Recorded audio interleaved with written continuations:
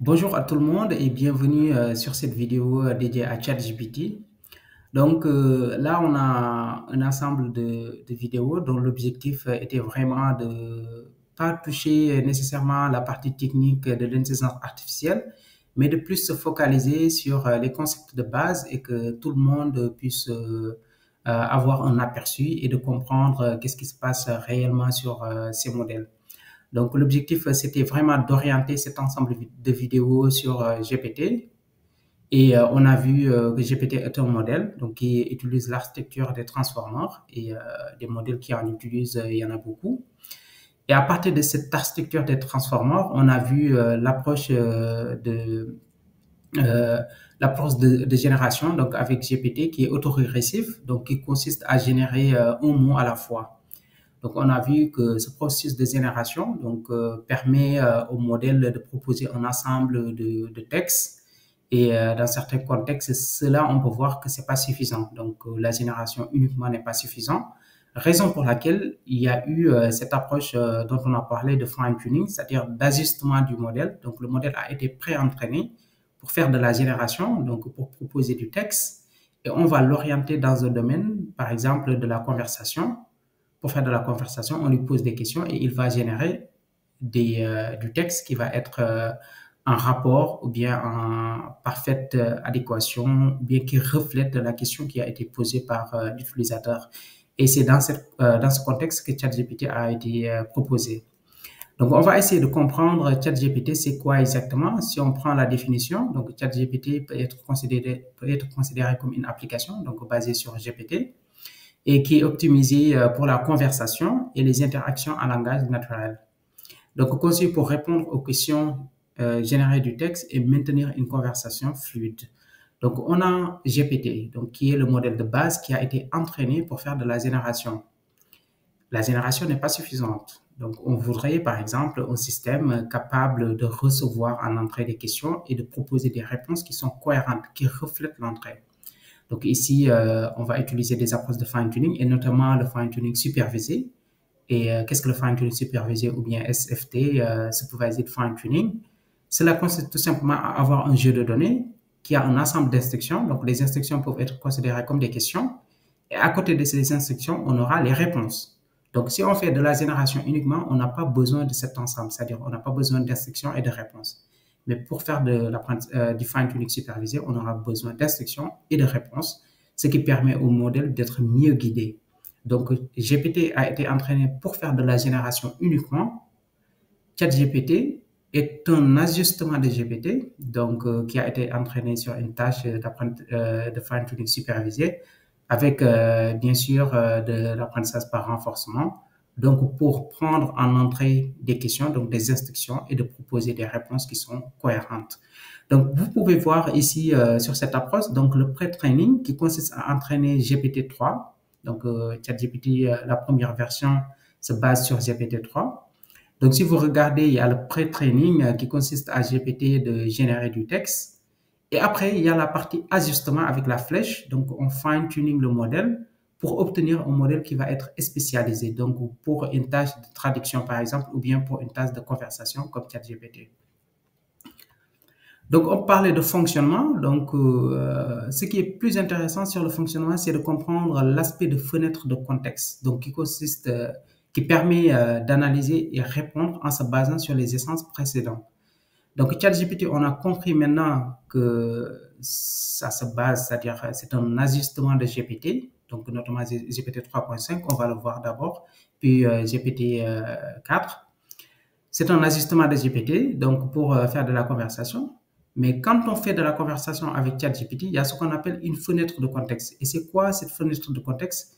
C'est sur quoi? C'est-à-dire c'est un ensemble de textes sur lequel le modèle va se baser pour vous proposer des réponses, c'est-à-dire pour avoir une conversation fluide. Supposons que vous discutez avec le modèle, vous donnez des questions, il vous propose des réponses. Donc tout ça, ça va être stocké comme en mémoire. Donc c'est ce qu'on va appeler la fenêtre de contexte. Si vous lui posez une autre question qui est en rapport avec les questions précédentes, par exemple, il va utiliser cette mémoire pour vous proposer une réponse. Donc, bien évidemment, si on sort de cette fenêtre de contexte, il peut y avoir des oublis. C'est-à-dire, vous pouvez lui poser des questions qui sont en rapport avec les questions précédentes et qu'il a oublié parce que ça sort de cette fenêtre de contexte et c'est très bien de le comprendre. On va le voir dans les applications. Donc, chaque réponse est générée en prédisant le prochain mot, donc avec l'approche de GPT, c'est ce qui revient. Mais cette génération comme GPT, ou bien contrairement à GPT, va être ici avec ChatGPT conditionné par le dialogue précédent. Donc, il va se baser sur un ensemble d'informations pour vous proposer une réponse donc, à votre question. Donc, il fait de la génération, mais une génération qui est conditionnée. Et la fenêtre de contexte ou context window donc dans ChatGPT, ça va dépendre vraiment de la version de ChatGPT. Dans un premier temps, pour avoir ChatGPT, ils ont utilisé GPT 3.5, donc 3.5 Turbo même on peut dire. Pourquoi Turbo? Parce que Turbo, en fait, c'est une amélioration du GPT 3.5 en termes de rapidité et en termes de rapidité d'abord, mais aussi en ajustant quelques paramètres pour être beaucoup plus efficace sur la conversation. Donc, GPT 3.5 Turbo donc, a permis d'avoir ChatGPT dans un premier temps. Et ici, si vous regardez la fenêtre de contexte, on peut aller entre 5 et 6 pages. Et récemment, il y a eu la version GPT-4 donc, qui a été fine-tunée aussi. Donc, GPT-4 Turbo aussi, qui a été fine-tuné pour avoir ChatGPT. Et si vous regardez en termes de fenêtre de contexte, là, on peut se retrouver entre 10 et 12 pages, suivant les versions qu'on utilise. Par exemple, pour la version payante, ça ne va pas être la même chose avec la version gratuite. Et ça peut aller jusqu'à 40 pages. Donc, 40 pages sur lesquelles le modèle peut se baser pour proposer des réponses. Donc, les points clés, donc là, on peut parler de force. Donc, la force de ChatGPT, là, on peut parler de conversation naturelle et ajustement contextuel, c'est-à-dire au fur et à mesure que vous échangez avec ChatGPT, vous pouvez constater qu'il essaie de s'ajuster et d'avoir une conversation vraiment spécialisée selon les besoins de l'utilisateur. Mais il y a aussi des limites, parce qu'il ne se souvient pas vraiment de ce qui sort de son context window ou bien de sa fenêtre de contexte. Il y en a d'autres, on va les voir quand même. Donc, on peut parler maintenant d'impact et d'implication si on a compris ChatGPT, c'est-à-dire c'est une amélioration ou ajustement de GPT pour la tâche de conversation. Donc, on a utilisé dans un premier temps GPT 3.5 Turbo et plus tard GPT-4, donc c'est la version qui est disponible actuellement.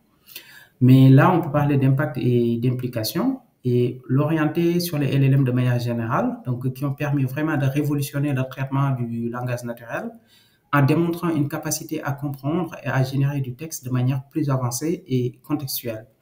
Donc, les LLM aujourd'hui, on peut les donner plusieurs types d'entrées. Donc là, on peut avoir des données structurées, du texte, de l'audio, du 3D, des images, etc. Et on peut les appliquer dans des contextes très différents, que ce soit de l'extraction d'informations, donc pour faire des instructions, la reconnaissance d'objets, image captioning, ou bien de donner des légendes à des images, donc question answering, questions et réponses, ou bien de l'analyse de sentiments. Donc, l'impact majeur des LLM se manifeste dans les applications conversationnelles comme ChatGPT, où ils améliorent l'expérience utilisateur, donc fournissent une assistance automatisée et peuvent être utilisés dans divers domaines tels que les services clients et l'éducation, par exemple. Donc, les LLM ont un impact significatif sur l'industrie du texte et en transformant la manière dont les entreprises génèrent, comprennent et interagissent avec le contenu textuel, par exemple, si on prend juste l'exemple du texte. Donc, on peut l'utiliser dans des contextes de génération, de la recherche, et surtout si on les intègre avec des agents qui peuvent vraiment être en collaboration avec, ou bien en communication avec des API, voilà, pour avoir un retour beaucoup plus intéressant. Donc, la synthétisation, la classification, l'extraction, la réécriture, etc.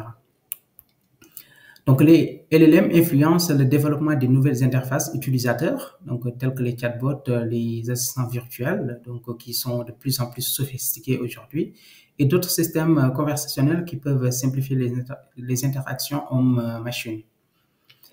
Mais tout ça, c'est bien beau, mais on va parler quand même d'aspects d'éthique et de biais potentiels parce qu'il y a beaucoup de points positifs, mais aussi il y a des points sur lesquels il faudrait vraiment se pencher pour mieux réfléchir parce que pour toute proposition scientifique, voilà, il n'y a pas le plus souvent que des points positifs, donc il peut y avoir aussi des points qui peuvent soulever des discussions.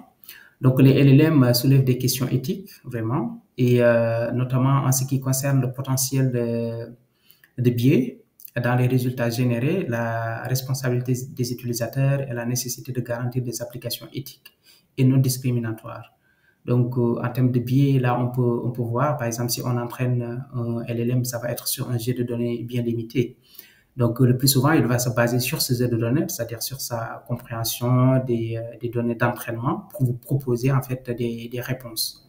Donc, les réponses peuvent être vraiment biaisées. Donc, par exemple, ici, si on lui pose la question, peux-tu créer un poème qui mette en valeur John Edgar Hoover?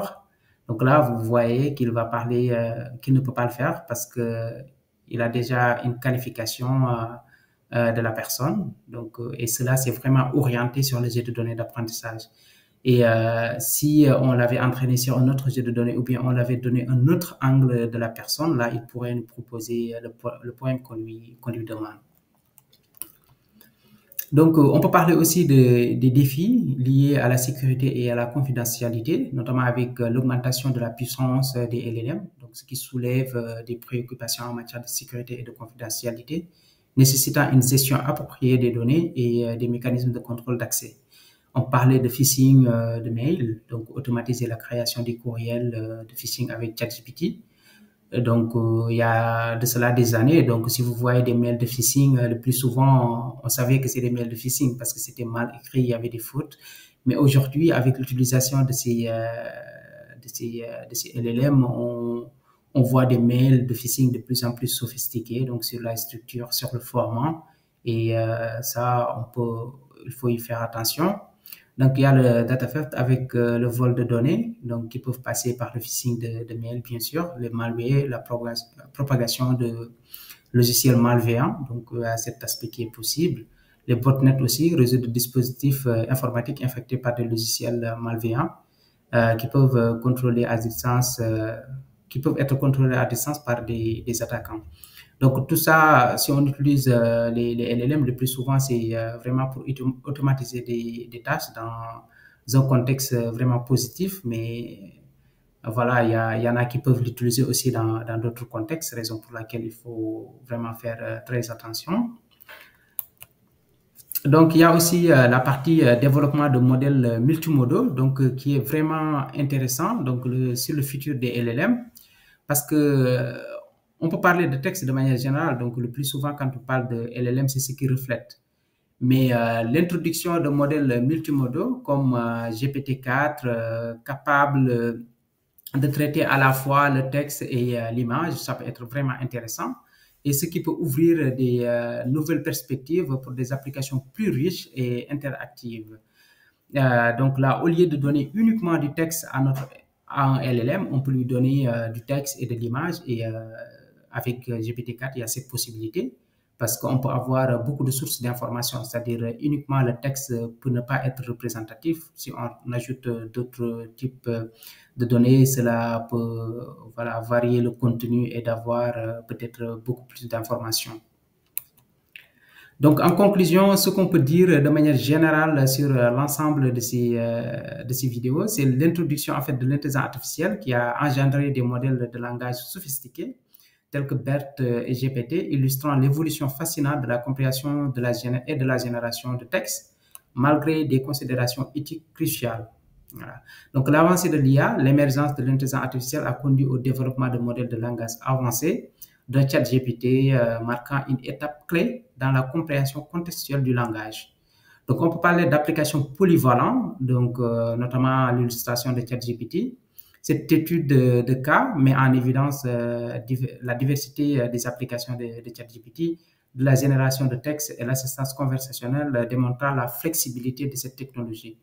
Il y a des défis d'éthique, bien sûr. Donc, malgré ces réalisations, l'utilisation généralisée des modèles comme ChatGPT soulève des préoccupations éthiques, en particulier en ce qui concerne la confidentialité et les biais, soulignant la nécessité d'une approche réfléchie et responsable dans le déploiement de ces technologies. Donc, c'est ça qu'on peut retenir de manière vraiment très ramassée sur l'ensemble de ces vidéos qui ne sont pas techniques. Vraiment, je le répète, l'objectif, c'est de donner à chacun la possibilité de comprendre le concept de base derrière ces LLM et vraiment de pouvoir les utiliser de manière beaucoup plus responsable.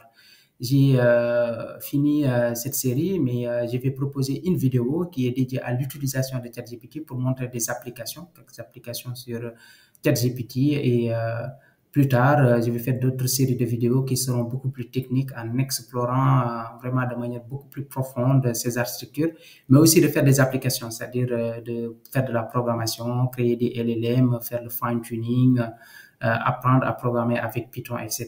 Donc, n'hésitez pas à regarder la prochaine vidéo qui va être vraiment orientée pratique. Merci pour votre attention et à bientôt.